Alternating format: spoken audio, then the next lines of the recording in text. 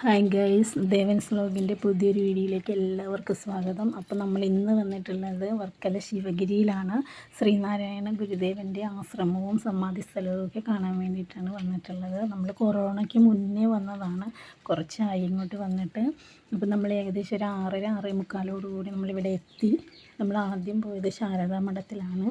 രാവിലെ ആയതുകൊണ്ട് അവിടെ പൂജയും പ്രാർത്ഥനയൊക്കെ ഉണ്ടായിരുന്നു. അപ്പോൾ നമ്മൾ അതിലൊക്കെ പങ്കെടുത്തിട്ടാണ് നമ്മൾ നേരെ ആശ്രമത്തിലേക്ക് പോയത്. അപ്പോൾ ഇതാ കാണുന്നതാണ് ഗുരുദേവൻ അവസാന നാളുകൾ കഴിഞ്ഞിരുന്ന മുറിയാണ്. അവിടെ ഗുരുദേവൻ ഉപയോഗിച്ചിരുന്ന കട്ടിൽ, തലയിണ, അങ്ങനെയുള്ള സാധനങ്ങളൊക്കെ അവിടെ ഇപ്പോഴും നന്നായിട്ട് അവർ സൂക്ഷിച്ചിട്ടുണ്ട്.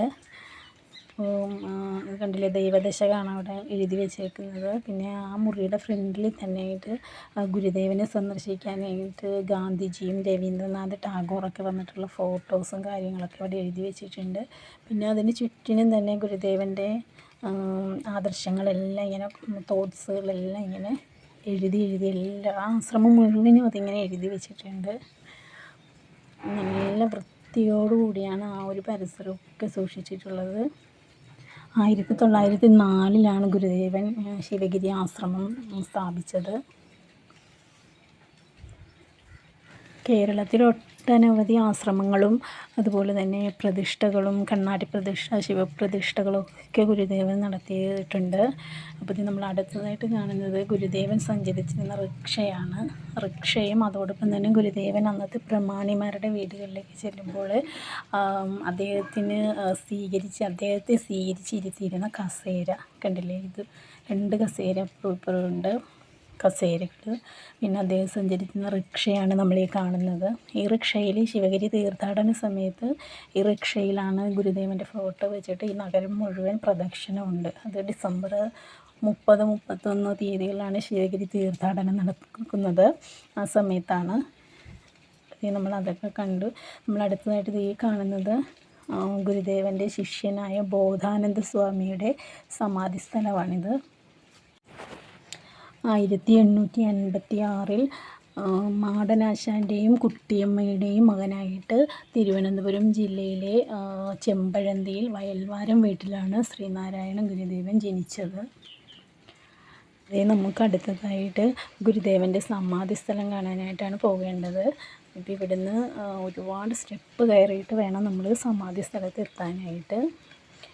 അപ്പോൾ നമ്മൾ അങ്ങോട്ടേക്ക് പോവുകയാണ്. ഒരുപാട് സ്റ്റെപ്പുണ്ട്, ഒരുപാട് ഉയരത്തിലാണ് ഈ സമാധി സ്ഥലം നിൽക്കുന്നത്.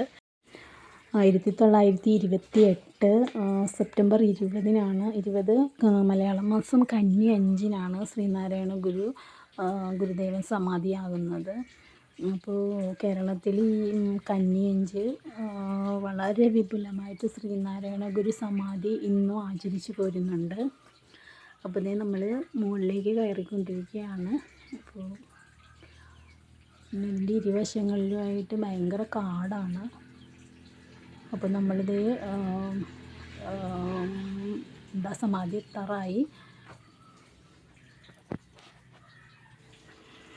അങ്ങനെ നമ്മൾ ശ്രീനാരായണ ഗുരുദേവൻ്റെ സമാധിയിൽ എത്തിയിരിക്കുകയാണ്.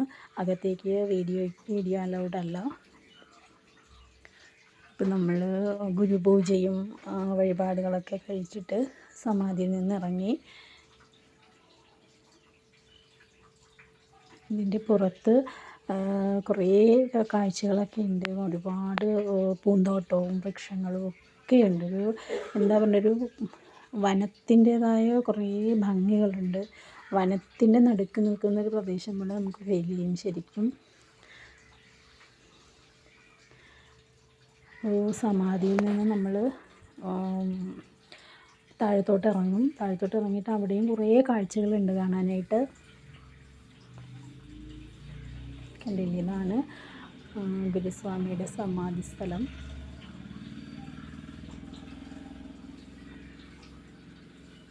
അതേ നമ്മൾ താഴത്തോട്ട് ഇറങ്ങുവാണ് സമാധിയിൽ നിന്ന്.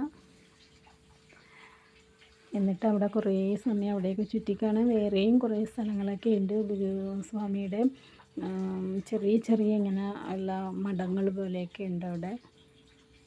നമ്മൾ അവിടെയൊക്കെ കയറി കണ്ടു.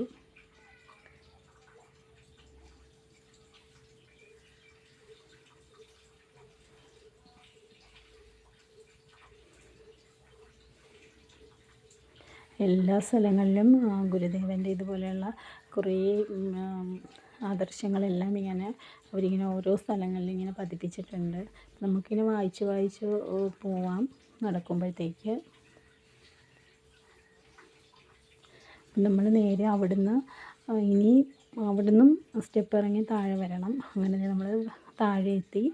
അപ്പോൾ നമുക്കവിടെ രാവിലത്തെ ഫുഡ് അവിടെ ഉണ്ട്. അവിടെ 3 നേരവും ഫുഡുണ്ട്. ആശ്രമത്തിൻ്റെ ഇതിൽ 3 നേരവും ഫുഡുണ്ട്. അപ്പോൾ നമ്മളിത് രാവിലത്തെ ഫുഡ് കഴിക്കാനായിട്ട് അവിടെ വരി നിന്നു. അങ്ങനെ നമ്മളിത് ഉള്ളിലേക്ക് കടന്നു. കണ്ടില്ലേ, പാള കൊണ്ടുള്ള പ്ലേറ്റിലാണ് അവിടെ ഫുഡ് കൊടുക്കുന്നത്. അവിടെ അന്നത്തെ രാവിലത്തെ ഭക്ഷണം ഉപ്പുമാവും കടലക്കറിയും പിന്നെ നല്ല ചൂടുള്ള ചക്കര കാപ്പിയും ഉണ്ടായിരുന്നു. നല്ല ടേസ്റ്റായിരുന്നു കഴിക്കാനായിട്ട്. അപ്പോൾ നമ്മൾ അതൊക്കെ കഴിച്ചു. അതിനുശേഷം കുറച്ച് നേരമൊക്കെ അവിടെ കറങ്ങി നടന്നിട്ടാണ് നമ്മൾ തിരികെ പോകുന്നത്. അപ്പോൾ എല്ലാവരും പറ്റുവാണെങ്കിൽ ശിവഗിരി സന്ദർശിക്കണം. നല്ല രസമാണ് കാണാനായിട്ട്. അപ്പോൾ നമ്മുടെ ഇന്നത്തെ വീഡിയോ ഇത്രയേ ഉള്ളൂ. അപ്പോൾ എല്ലാവരും ചാനലിനെ സപ്പോർട്ട് ചെയ്യുക, വീഡിയോ ഫുള്ള് കാണുക. അപ്പോൾ അടുത്ത വീഡിയോ ആയിട്ട് വരുന്നത് വരെ ടാറ്റാ, ബൈ ബൈ.